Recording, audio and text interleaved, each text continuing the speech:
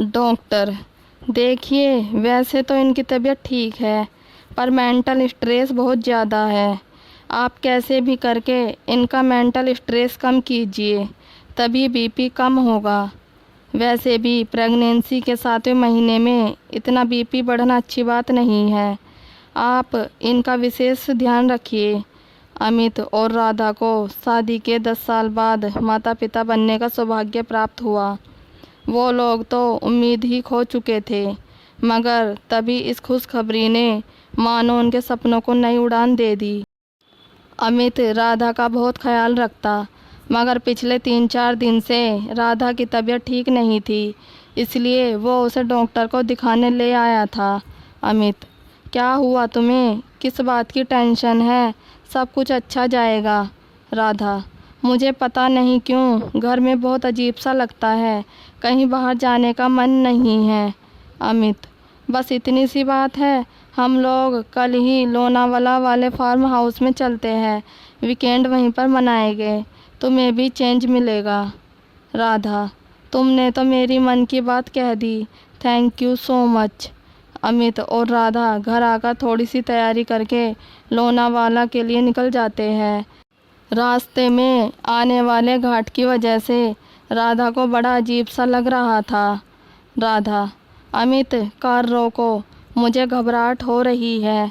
राधा के कहने पर अमित ने कार रोकी तो राधा कार से उतरकर खुली हवा में खड़ी हो गई।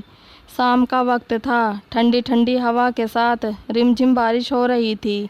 राधा, अमित कार से बाहर आओ, देखो मौसम कितना अच्छा है।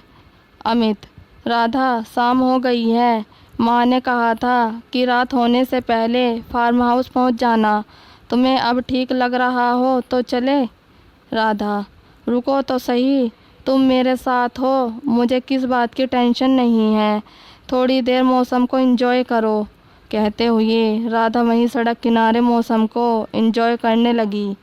अमित भी उसका साथ देने लगा, मगर दोनों इस बात से अनजान थे कि कोई उन दोनों पर लगातार नज़र रखे हुए है। कुछ देर बाद जब वो दोनों कार से लोनावाला की तरफ निकले तो एक साया उनके साथ उनकी कार में मौजूद था। वो लोग जैसे ही फार्म हाउस पहुँचे, वहाँ पर ताला लगा हुआ था। अमित, ये रामदीन काका कहाँ चले गए? माँ ने उन्हें कह दिया था कि आज रात हम लोग पहुँचने वाले हैं, फिर भी ताला क्यों है? राधा से कहते हुए अमित रामदीन काका को फ़ोन लगाने ही वाला था कि तभी एक लड़की वहाँ आई। गांव की औरतों की तरह घाघरा ओढ़ना पहने हुए, उसका मुंह भी ढका हुआ था। लड़की, राम राम साहब, मेरा नाम मोनिका है। रामदीन काका की तबीयत ठीक नहीं है, इसलिए उन्होंने आपकी देखभाल के लिए मुझे भेजा है। माफ़ कीजिए, आने में देर हो गई। कहते हुए उसने फार्म हाउस का ताला खोल दिया। Radha, unbelievable, how pretty it. Ramdeen काका इसकी बहुत अच्छी देखभाल करते हैं, सच में यहाँ बहुत सुकून है। राधा अमित के साथ फार्म हाउस घूम ही रही थी कि तभी मोनिका ने उन लोगों के लिए खाना लगा दिया। दोनों खाना खा ही रहे थे कि बाहर का मौसम बदलने लगा। अचानक तेज़ बारिश शुरू हो गई। राधा, ये मौसम को अचानक क्या हो गया? मोनिका, ये पहाड़ी इलाका है, यहाँ अक्सर ऐसा मौसम ख़राब हो जाता है। आप सफ़र से थक कर आए हैं, आप आराम कीजिए, बारिश रुकने के बाद मैं चली जाऊंगी। अमित, बाहर मौसम बहुत ख़राब हो रहा है, तुम्हें कहीं जाने की कोई ज़रूरत नहीं है, यहीं रामदीन काका की क्वार्टर में आराम कर लो। कहते हुए अमित खाना खाने के बाद राधा को लेकर अपने कमरे में चला जाता है। देर रात करीब 2 बजे किसी आहट से राधा की नींद खुलती है। उसे ऐसा लग रहा था कि घर में कोई घूम रहा है। राधा, अमित घर में कोई घुस आया है। अमित, तुम्हारे मन का भ्रम होगा, यहाँ कोई नहीं है, सो जाओ। कहते हुए अमित करवट लेकर सो गया, मगर राधा को अभी भी ऐसी आवाज़ आ रही थी कि मानो कोई सीढ़ी चढ़कर ऊपर आ रहा हो।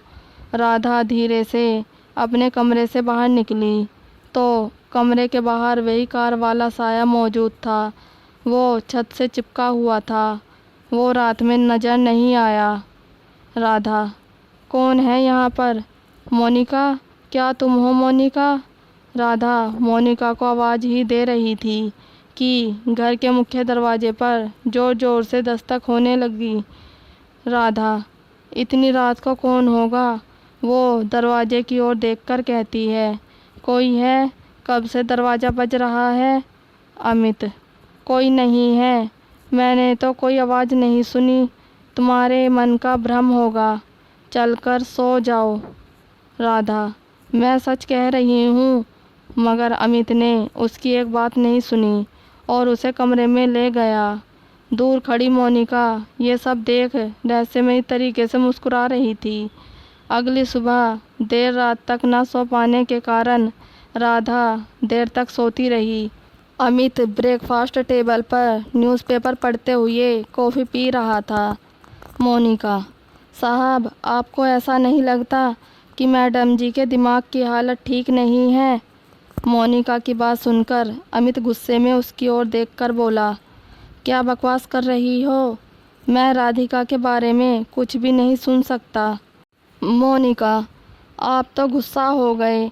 मेरे कहने का मतलब ये नहीं था। मैं तो ये कहना चाह रही थी कि साहब, ऐसी हालत में मैडम आपकी ज़रूरतों को कैसे पूरा कर सकती है? यदि आपकी कोई ज़रूरत हो तो मैं मौजूद हूँ। अमित, क्या कहना चाहती हो? मोनिका, समझदार को इशारा काफ़ी है। दोनों बातें कर ही रहे थे कि उनके घर पुलिस आ गई। पुलिस? रामदीन आपके घर पर काम करता था? अमित, हाँ, क्यों, क्या हुआ? पुलिस?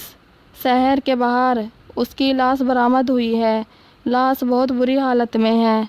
ऐसा लग रहा है कि मानो किसी ने उसके शरीर का खून ही चूस लिया हो। अमित, ऐसे कैसे हो सकता है? उनकी तो तबीयत ही ठीक नहीं थी, इसलिए वो 2 दिन की छुट्टी पर थे। उनके बदले उनके घर से मोनिका हमारे घर का काम कर रही थी। पुलिस? तो आप उन्हें बुला दीजिए ताकि हम पूछ सके कि उनकी किसी से कोई दुश्मनी तो नहीं थी। इंस्पेक्टर के बार बार बुलवाने पर भी मोनिका उनके सामने नहीं आई। अमित और राधा जहां आराम करने का सोचकर आए थे, उनका दिन और भी ज़्यादा हेक्टिक हो गया। रात होते ही राधा को तो नींद आ गई, लेकिन देर रात तक अमित को नींद नहीं आ रही थी। उसे रह रहकर मोनिका की बातें याद आ रही थी। उसने अपने पास सो रही राधा की ओर देखा, फिर आंखें बंद करके सो गया। देर रात वही कार वाला साया उन लोगों के कमरे में आया। वो राधा के उभरे हुए पेट को सहला रहा था। उसने राधा की गर्दन पर जैसे ही अपने दांतों को लगाने की कोशिश की, उसे झटका लगा और वो पीछे हट गया, क्योंकि राधा के गले में उसकी सासू माँ का दिया हुआ रक्षा कवच था, जो उन्होंने प्रेगनेंसी में उसे बुरी नज़र से बचाने के लिए पहनाया था। तेज झटके से वो साया बुरी तरह से बौखलाकर गायब हो गया। तभी कमरे के दरवाजे पर दस्तक हुई। राधा गहरी नींद में सोई हुई थी, मगर अमित की नींद खुल गई। उसने देखा बाहर मोनिका खड़ी थी। मोनिका घाघरे ओढ़ने में नहीं बल्कि पारदर्शी वस्त्र में खड़ी थी। उसने इशारे से अमित को अपने करीब बुलाया। अमित सम्मोहित होकर उसके पीछे पीछे चलने लगा। दोनों सर्वेंट क्वार्टर में आ चुके थे। मोनिका ने उसे अपने करीब आने का इशारा करके पलंग पर लेट गई। वो गहरी सांसें ले रही थी। जैसे ही अमित उसके पास गया, उसने उस पर चुंबनों की बौछार कर दी और धीरे से उसका शर्ट खोल दिया। देखते ही देखते दोनों एक दूसरे में इतना खो गए कि अमित को होश ही नहीं था कि मोनिका का रूप बदल रहा था।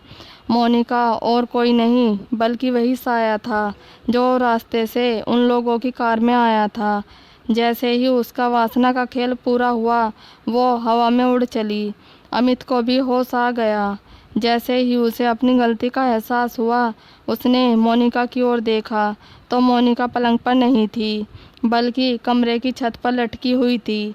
अमित डर कर पीछे हटा। अमित, कौन हो तुम? साया, मैं जो कोई भी हूँ, मुझे तेरा बच्चा चाहिए। जन्मे बच्चे की खुशबू कितनी दिलचस्प होती है, वो मुझे यहाँ तक खींच लाई।